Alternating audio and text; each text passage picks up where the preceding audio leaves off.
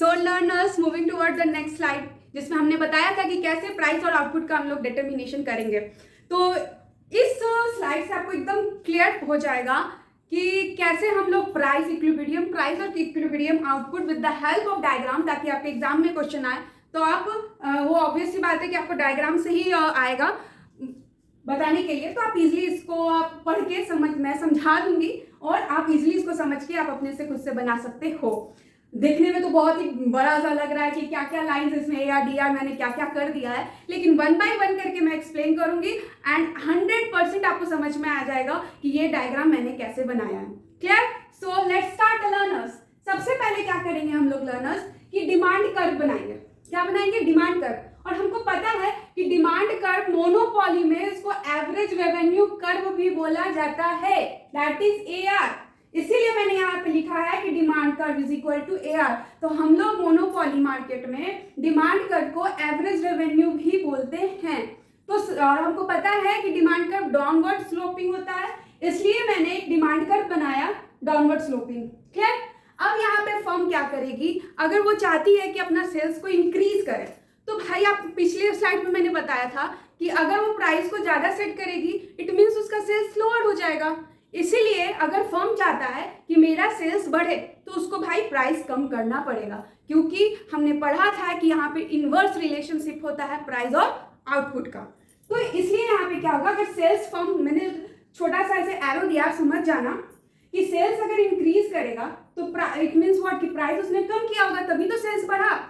तो यहाँ पे क्या हो जाएगा मेरा कि जो मार्जिनल रेवेन्यू है कर्व जो है वो एवरेज रेवेन्यू कर्व के नीचे आ जाएगा, क्योंकि प्राइस मेरा क्या हो गया, कम हो गया।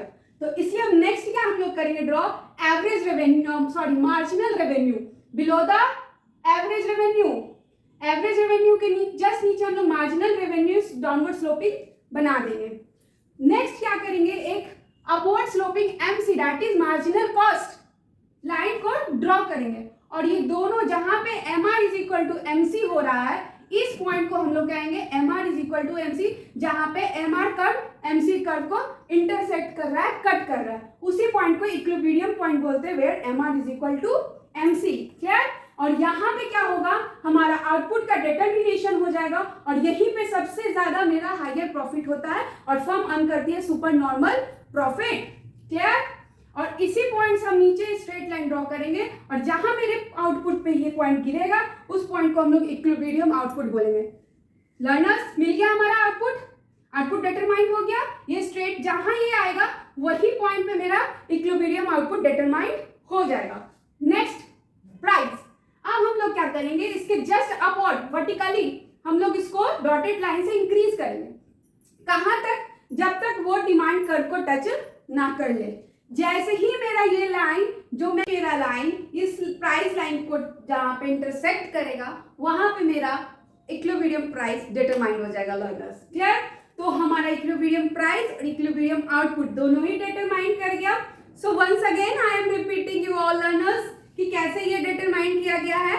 सो first of all we will draw the demand curve sloping downwards which is also called average revenue, below which we will draw the marginal revenue sloping downwards, and the next line we will draw the marginal cost upward sloping, or where the MR and the MC curve intersect each other, that point is considered as equilibrium point. It means MR is equal to MC, and here we will determine our equilibrium output.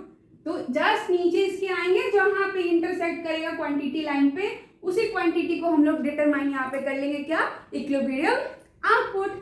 Just अब हम लोग क्या करेंगे, just moving upward to this line vertically, and where it touches the average revenue curve we will just stop there, and after that we will go horizontally and touches the price line, and that point of intersection is known as equilibrium point, and this area is considered as supernormal profit area because here the monopoly firm supernormal profit। मैंने perfect competition में आपको बताया था super normal profit कब होता है, super normal losses कब होता है, नॉर्मल प्रॉफिट कब होता है, इन सबके मीनिंग्स तो आप प्रीवियस वीडियो में जा करके देख सकते हैं।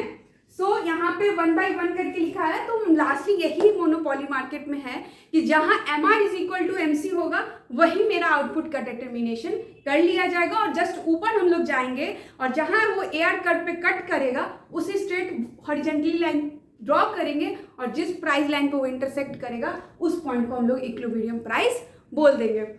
लर्नर्स, यहाँ पे मैंने AR, MR, MC जो वर्ड यूज किया है उसके मैंने फॉर्म्स लिख दिया है कि इसका मीनिंग क्या होता है, और आप देख सकते हो, स्क्रीनशॉट ले सकते हो कि कैसे ये हम लोग ड्रॉ करेंगे, और इलोबरेट करने के लिए आ जाए तो हम लोग इस तरीके से इलोबरेट कर सकेंगे। क्लियर? तो लर्नर्स, अब हमको नहीं लगता है कि आपको मोनोपोली मार्केट में कोई दिक्कत होगा उसके कैरेक्टरिस्टिक्स या फिर प्राइस और आउटपुट के डिटर्मिनेशन में। अगर आपको अच्छा लगा please hit the like button, subscribe my channel, ताकि मैं और ऐसे ऐसे वीडियो ला सकूं आप सभी के लिए, और मुझे आप सभी का सपोर्ट बहुत बहुत ज़्यादा चाहिए ताकि मैं आपके लिए अच्छी अच्छी वीडियो लाते रहूँ। Thank you everyone, and share also my session ताकि बच्चों को ये हेल्पफुल रहे। So thank you everyone.